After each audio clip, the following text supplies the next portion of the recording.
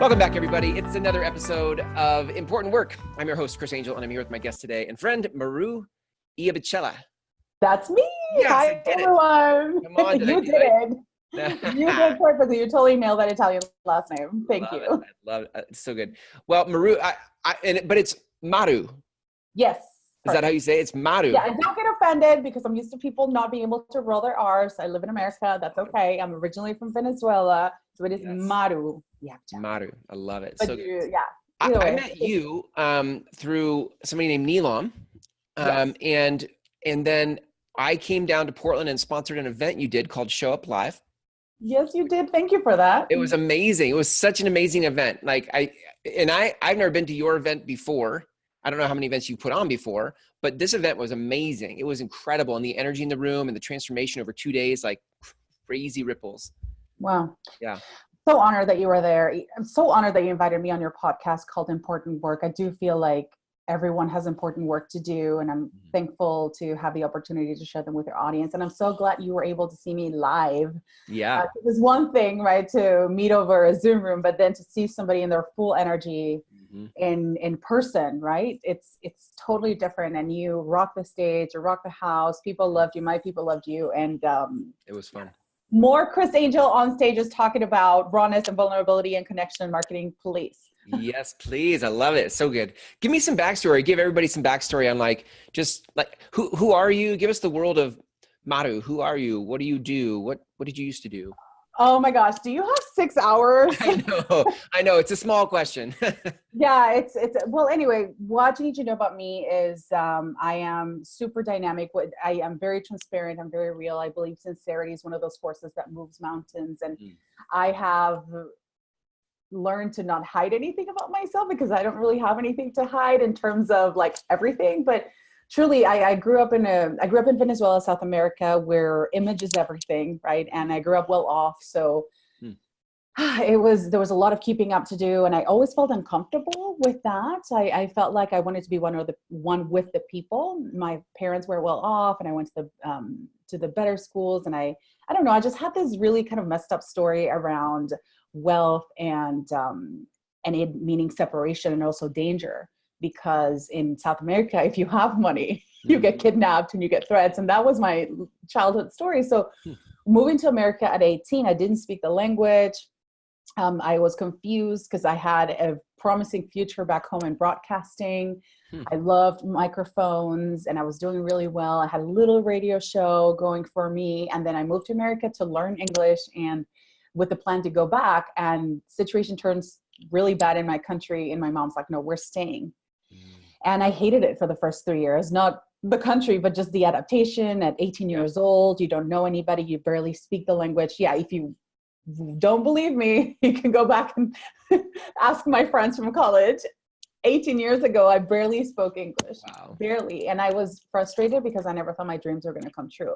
So anyway, I just have this story, this undertone in my story of humility, of like always wanting to fit in and people please. And, you know, I won't do anything that causes separation or that would make me separate from people. At 7 years old, I remember asking my parents to move me back to coach. And we were in first class in the front of the plane from Miami, from Venezuela, because my dad had an apartment in South Beach.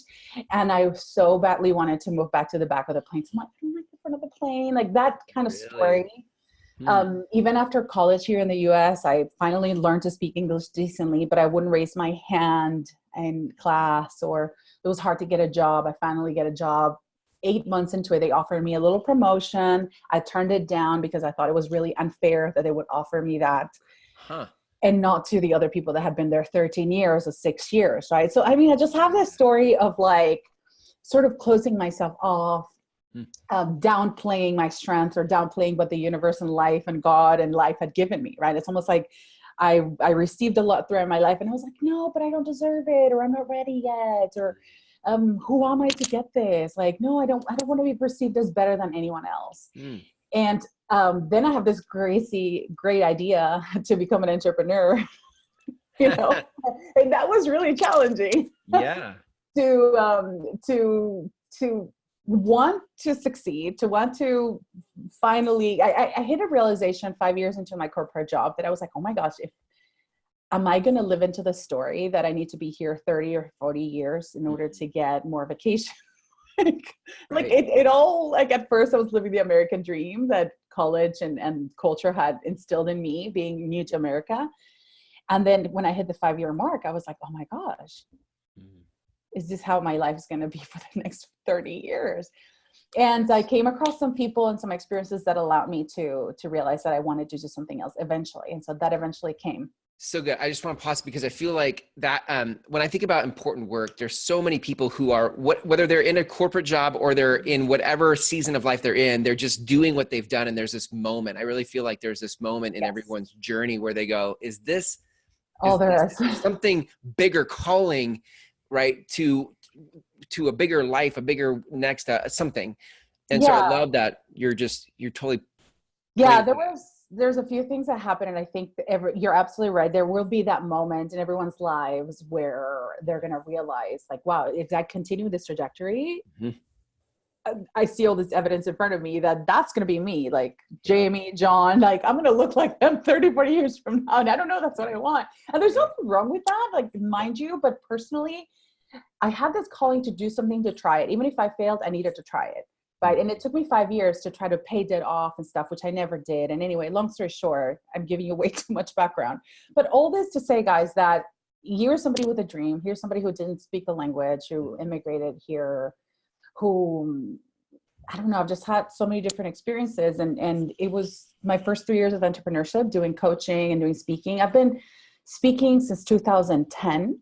Wow. And a little bit here and there. And then my last job in corporate was actually in talent development and talent professional development and training. So I had a little bit of a taste of working with individuals in their career paths and in training them. And I took the leap when I was 31. And when I was about to quit, like my all hell broke loose, and it was not like the fantasy world that I thought it was going to be. I had created this beautiful vision board of quitting my job, following my passions and following my dreams. And it was nothing like I had planned it. And that was definitely a big wake up call for me, because I had read so many books. I had listened to so many interviews about follow your dreams. I wonder if that's a way that just is. Like, I feel like I had the same when I got into business, and I was going to make millions in a matter of months. And then like 3 months in, I depleted all my savings. 2 years in, I was just barely making it. You know, this is 20 years ago, but like, I think we have these fantasies of totally initiation. Yeah. We have these fantasies of what it's going to be like, but then it's like, I think life requires us to get developed for the kind of work we really want to do. And I think you don't get developed when things are easy. I think you get developed when you earn your stripes, when you earn the skill, earn the mindset, you can't be trained for everything. You know, I always say this, you can't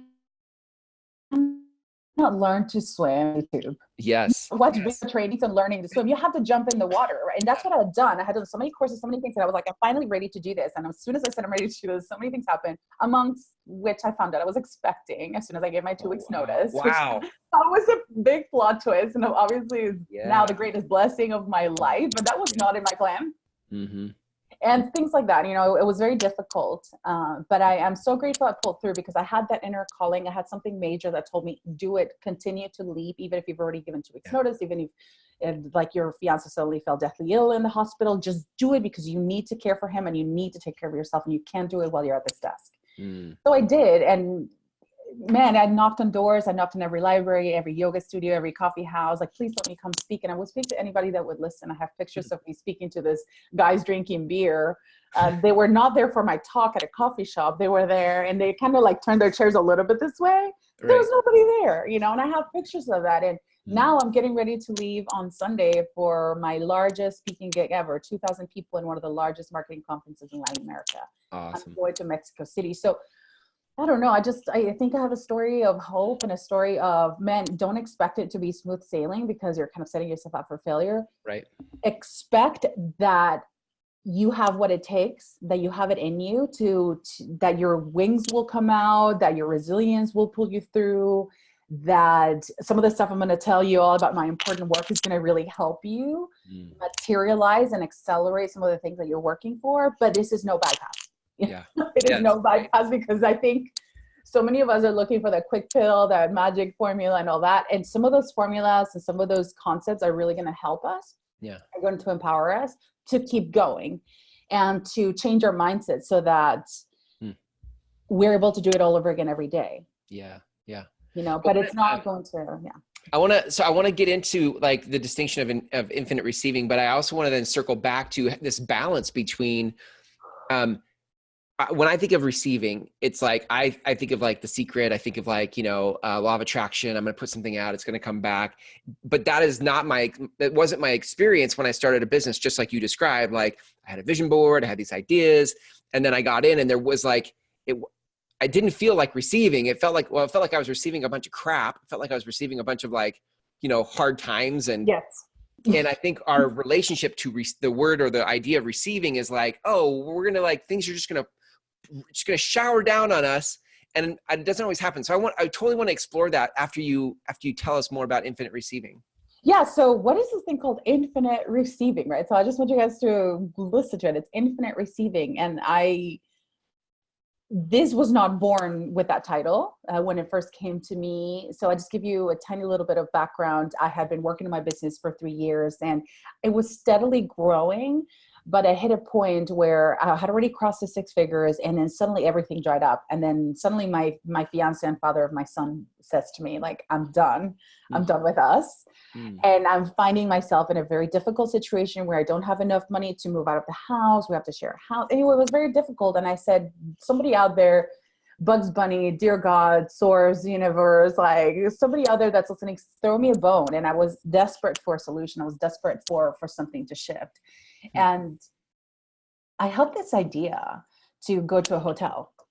Something said to me, like, just like an inkling. And I want everyone that's listening, if you have those inklings to please follow them, because you never know what's in there for you. And for me, I was so frustrated with everything. Nothing was working. I had 18 discovery calls.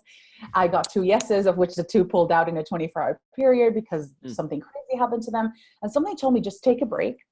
Somehow you're blocking all these blessings from coming to you. You're so close to the breakthrough and you need this money and you need your reality to shift fast. Just get away for a day. So I go to this hotel. I didn't even have that much money and I just invested $75 on a Priceline hotel. And it was on my way to the hotel, Chris, that I literally, and I know it's just hang with me guys, it really happened and is my truth. But it was on my way to the hotel that I heard like a voice or something where I don't know if it was like the sound of my own intuition or thoughts, but something said to me very clearly, Maru, you only get in life what you have the capacity to receive. And I'll say that one more time, hashtag, you only get what you have the capacity to receive. And I thought to myself, like, I'm empty. My bank account is on empty. My relationships aren't out. I feel like I have plenty of room to receive because I have nothing left. But something told me to just sit with that concept, right? And I remember thinking, like, am I praying with my doors closed? Is there a possibility that perhaps I'm working so hard on the business and healing and moving forward from this breakup and being a single mother, suddenly facing being a single mother? Like, am I working really hard on this, but deep down, am I scared to get it? What if I got these clients and I got more stressed out than I already am? And I just like literally my wheels start turning, as I hope your wheels are turning, you people watching this. And I was like, what if it was true? And I asked myself, how big is my capacity to receive? Like from 0 to 100, do I have a room to receive? And I remember thinking, like, it's 40%, like the number 40 flashed before my eyes. It was like 40%, like I'm open 40%. And I was like, oh my gosh, I'm praying for Oprah, like big blessings, like Oprah magnitude blessings. And I only have a little bit of room. It's like the analogy that I got, it's like, I'm trying to get this car through the door, but the door is only cracked this open. Yeah.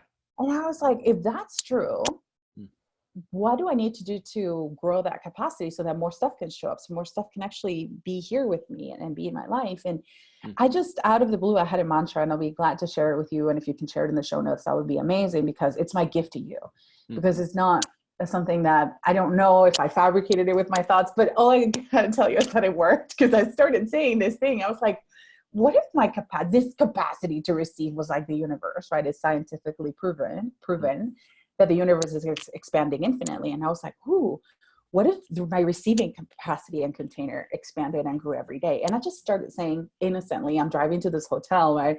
My capacity to receive expands infinitely like the universe. And I just remember saying it just for kicks.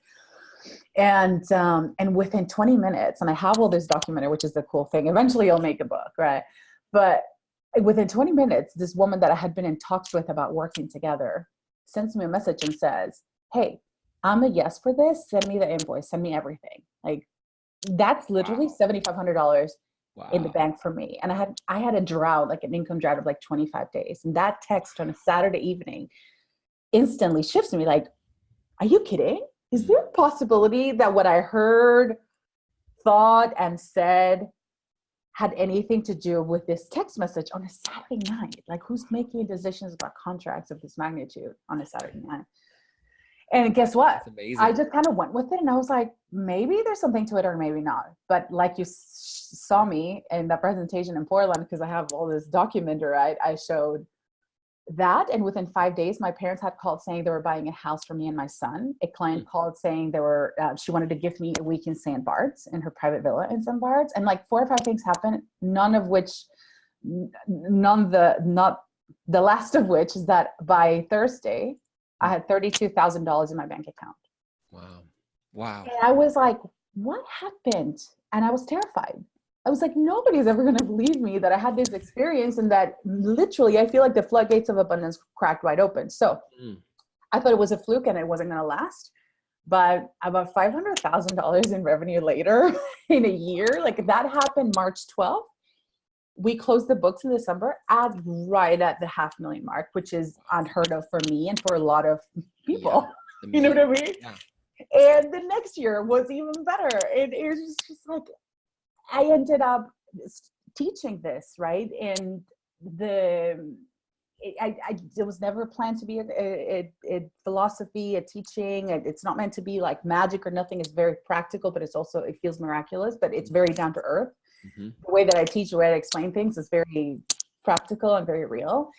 But anyway, it's just been, I've gone everywhere from Dubai to Rio. I'm heading to Mexico to speak about it in English. I was in Madrid recently, and that created a whole bunch of work and amazingness for me. And everywhere I go, people experience deep, radical, fast shifts in their capacity to allow the things that they're working towards to actually like speed up towards them, right? Because the thing is what we don't know is that unconsciously, all that we're asking for, we have like some plateaus and some barriers and some things that you may be praying, you may be meditating, you may be chanting, you may be doing like all the actions and stuff, but if deep down you think that success or that goal will interrupt your family's balance or your family harmony, or if you open up to receive love, you may get hurt, right? Or what happened to me is, because I've had my ebbs and flow in this journey as well, as you know, that with some fame, internet fame in my corner of the world, but some success and visibility and engagement and being more sought after, I kind of lost myself a little bit. You know, it was my first rodeo really handling so much of what came my way. Yeah. And it was disorienting in a way. You know, I wasn't used to people calling my name on stage. I'll never forget one of my first like notorious, like awesome speaking gigs. When they called my name, I hid under the table. I literally went like, really? Yes. Cause that was like, it's just amazing. You know, it's not that, you know, that saying, be careful what you wish for. Yeah. Because it may happen. And that I had an experience of that, you know, of after I started working on expanding this capacity to receive, which it's a philosophy, and it's not just a program, it's like the whole thing that I teach. Oh my gosh, like things truly cracked open. And I now know 100% that what hasn't shown up in your life is not that it doesn't exist. It's just that somehow you're being protected from it because it's not safe for you to get it yet.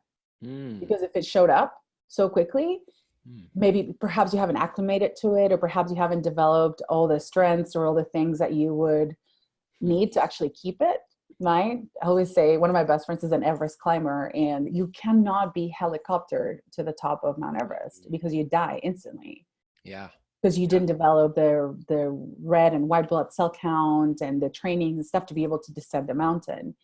And so much of opening up to receiving, and it's just, I mean, there's a few mind skills and practical skills. And I want to talk about some, just a quick few things for people to be aware of, because it sounds kind of woo and out there, but the truth is that we do it every day. We do it. Everything is related to me. Your bank account, like the bottom line, right? Like your bottom line or your bank account is also tied to the way that you show up in the world. I mean, absolutely. Right. And if we show up in the world in a way that you're scared of being seen, you want success, but you don't want critics, you want love, but you don't want fights. You want this, but you don't want that. Right. And so you show up very protected, very guarded, and very like, oh my gosh, I hope it all goes good, because if it goes bad, so it's very, wow. It's good. It's very conditional. You know what I mean? And so some of the things I tell people is start accepting compliments. If somebody gives you a compliment, just say thank you, because what happens is when somebody gives us a compliment, you're like, oh yeah, I bought this shirt for $5 at Walmart. Yeah, it's a shirt. Oh no, I'm just having a good hair day. Right? Or like, oh, thanks. No, I just had a haircut. Good. No. Yeah. If I give you a compliment, I'm seeing you. You're diminishing my ability to distinguish what compliment to give by you pushing back on it. So accept that's one little way, right? Like, I can think when you say that, it makes me think of I've always seen big things for myself, a big platform, lots of like, in college, I used to say, I want to be a leader of the masses and a discipler of a few. Like I wanted to be able to pour into a handful of people, but speak on big stages. And yet I remember never wanting responsibility, right? Like I don't want it's too much responsibility. I don't want that. I don't want that. And so there was this, like, just like you're describing, like this, dichotomy. How could I receive all that I see to receive or that I want when I don't want responsibility? I don't want to be responsible for stuff. Right? Yeah. Oh, absolutely. I had a vision in that same car. I just don't talk about it often, but I saw myself in a stadium, like speaking in a stadium with Oprah and Taylor Swift. So funny. I don't even follow Taylor Swift that much, but I remember vividly seeing myself there. And in real life, while I was driving, I started hyperventilating, like, can you imagine if I am on a stage like that? What does that mean about my life? Does that mean I have security? Does that mean I'm so busy? I barely talk to my mom now. If I was that busy to the point where I get invited to speak like that, that means I'll probably never speak to my mother. What if my face is on magazines and people cut my face out with scissors and put me, okay, that's a woman's brain for you right there. I apologize. Apologize, but Oscar winning actress in my head here. That's awesome. I literally go down the rabbit hole of like, what's going to happen if I get there? And I remember thinking to myself, if this is the message I'm sending to my subconscious, like, hey, when you think about your dream coming true, which is your dream of a big stage and big platform. If I think of my dream and the instant body, like reaction is fear and hyperventilation and anxiety, what message am I sending to my subconscious? Keep that as far away from me. Because it's dangerous. Yes. So we're not even nurturing those things. So it's a really deep, deep conversation, but a very practical, needed one, because I promise you, as soon as you start facing, like number one, uncovering the fears and all the things that I teach now that block you from receiving, as soon as you like face it and clean it up and stuff, it really does feel like magic. I had a very profound experience with you in the room in the Show Up Live event, where the area in my life that I'm mostly working towards is opening up to receiving unconditional love, right? And like healing my own wounds around love and partnership and parenting and all that. And I had this deep experience in a meditation where I saw my inner child like crying and wanting connection, wanting love, wanting to be somebody to be proud of her. But I had a wall around me. So it's almost like I'm in a jail cell. I had created this fence around me and I'm calling myself trapped and I'm calling myself lonely, but I put a wall there. Yeah. And just having that recognition, I knew why I was having so many issues in my relationship. And I kid you not, Chris, within a matter of a week, once I realized that it was me who was protecting myself from being let down, being disappointed, being abandoned, because that's a story, that I carry from childhood, The minute I realized that I really wasn't open to receiving that, even though I was complaining I wasn't getting it. Right? Yeah. The minute I noticed that, so many answers showed up for me. I can honestly tell you, it's been 30 days since the event, and I am in a completely new relationship. Wow. Wow. And when I say completely, it was same man, same, same partner, same everything, but a completely revamped relationship, because I admitted to myself and to him, I said, wow, the very things I was asking you to do and say and show, I wasn't really open to getting them. Duh. And he was like, thank you. I do it all along. And I was just like, oh my gosh. Nice. Boom. And guess what? It literally, I tell everybody, I'm like, he's ironing my clothes.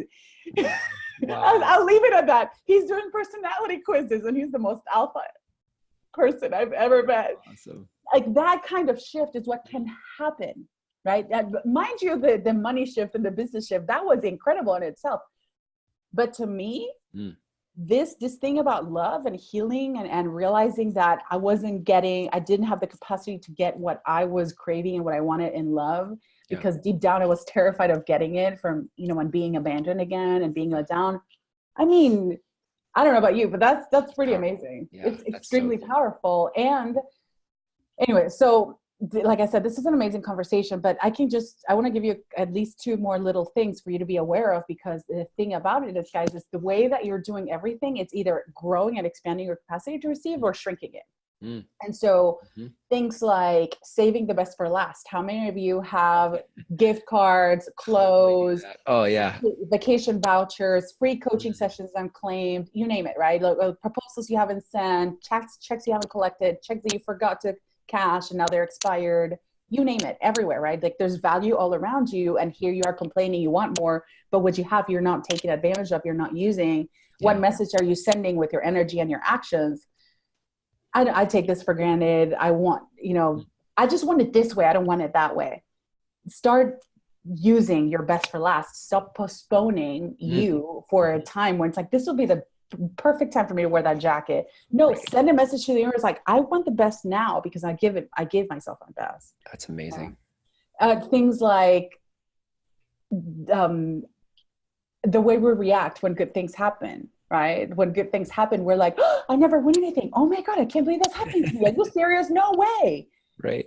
How does that sound to you, Chris? You hear me saying that. How does it sound? Yeah, like, right. Like, this is like a total wall. Like, wall. Like, wall. I never win anything. Okay. No way. Push away, right? So if you catch yourself saying things like that, you need infinite receiving, and you need to open up to receiving, and you're also in disbelief about what can happen to you, right? And putting people on pedestals and things on pedestal, when I'm like Oprah, or Oprah is an alien and isn't human. No, she is human, and my antidote to that is we're all peers in the human experience, right? We may be having a completely different human experience, but at the core of it, we have the same DNA. We were born the exact same way somehow, whether it's a C-section or a natural birth, but I always drop down into the humanity of people, and that allows me to have this even kind of like a level playing field, that even if you have more savings and more stability than I do, at the core of it, we're all human. So things are more available. Also, by definition, anything you have up here on a pedestal, you're pushing it away. It's like you can't reach that which you have placed outside of you. Right. It feels like unreachable. And so energetically and physically, you're going to be working towards something, but you don't believe in it. You got to bring it down. I teach it too. And so anyway, we can go on and on. I have a list of like 27 things that if you're doing, you're blocking yourself from receiving. And that's why things aren't happening fast enough. So it's fascinating. And I have to say this, because this is a huge part of my important work. The reason why this is so important, Chris, is because every day we have women, especially, I talk to men as well, but mostly women, and we have women that they want to be good moms or good partners, good workers. But they also want to achieve their dreams, and they want to do it all while looking good and sounding good and being perfect. You know what I mean? And we live in a society that portrays this level of perfection and perfect balance. And it's not true, it's not true. And like what's being portrayed on Instagram or YouTube, you know what I mean? And what I want to say is all those people that you see have this perfect lives and stuff, there's like 1,000 people holding the camera and doing their makeup and doing their airbrush and holding the babies and changing their diapers. Beyonce has 13 nanny and Oprah has 6 assistants. Nobody has ever made it big or done something like with their lives that, I have to be careful with how I say this because I totally work with women that just want to be great moms and that's it. And that's awesome. You know, some people want to be teachers. Please, sweetie, we're teachers. So some people are crazy like me and we just like have this calling and this thing that we just want to go out there and take all the risks in the world and sacrifice even to the last penny we have for our dreams. That's valid too, right? Wherever you are, it's valid. But I just want you to know that it takes a village. And that if you don't open yourself up to ask for help, if you don't change your story around receiving help, asking and receiving help, you're going to struggle, you're going to suffer, you're going to feel helpless, and you're going to feel useless and powerless. And it's not true, guys. I understand that you may be alone in a city or in a country, but I promise you, if you open yourself up to say, you know what, I'm struggling, like, God, somebody out there help me, or somebody and you don't make it mean that you're powerless, or you're helpless, or that you're incapable or dumb or stupid because you can't do everything perfectly while looking good in high heels. Yeah. The universe will show up for you. People will show up for you. You will have opportunities. You will have people that want to babysit, that want to help you clean, that want to minister to you, but will you let them? Yeah. So good. Because that's another thing. It's like asking for help and then receiving it. It's a completely different animal. So I just really, you know, I know that we don't have an hour or 3 hours, which we should at some point, but this is so key because it saves lives. You know, I've had people tell me I've been on the brink of doing something harmful to myself, and I heard this message, and you may help me realize that all I needed was just to reach for help. Yeah. You know, I realized that I was getting in my own way and blocking the arrival of the very things I'm praying for. And so to say that this is important work is an understatement. It is, you know, I've gone from being somebody who wants the spotlight but was terrified of it to now be comfortable with it, welcome it, and use it for a greater and highest good. Yeah. To help people feel like, yes, what you want is available. It exists. It's not that the world is denying you of it. No, you just need to open up and be more open to the possibilities, right? Because it's never going to show up the way you think it's going to show up or when you think it's going to show up. So good. So good. I love this. It's so good. And I feel like you said, we could have like hours and hours in this, and you have 27 distinctions or so ultimately, like, the next best thing here is to, like, how can people learn more about what you do? How do they connect with your work in the world if they're interested in? So I definitely want you to follow me on Instagram and Facebook. So just look up my name. Follow me, my business page and Instagram. I did not bring a juicy gift for you guys, but I promise you that if you email me at maru@infinitereceiving.com, I will email you the list of blocks, the most common blocks. We could probably even put it here. I'm going through this whole revamp process of everything, but I want to make this available to you guys. So if you want to know which are your most common blocks or what you're doing to kind of shoot yourself in the foot, I would love to share it with you. You can also message me, maru@infinitereceiving.com. Most of the work I do is online. I do travel to speak and I coach personally and in groups as well. But I hope I gave you enough value to. I got some great stuff out of this. I don't know about anybody else. I got great stuff. That was so good. Thank you so much for sharing what life has taught you. And I wish you all the best as you keep receiving. More, please. More, Thank you, Chris. That's right. More, please. It's like there's more available. Why wouldn't you want more of it? And it's not just things, it's experiences, it's all kinds of things. Thanks, Maru. Thanks for being on the show today. See you soon. See ya. Do you have important work in the world? We can help you produce a show just like this one and get your message out in the world. Go to mygroundswell.com to connect with us now.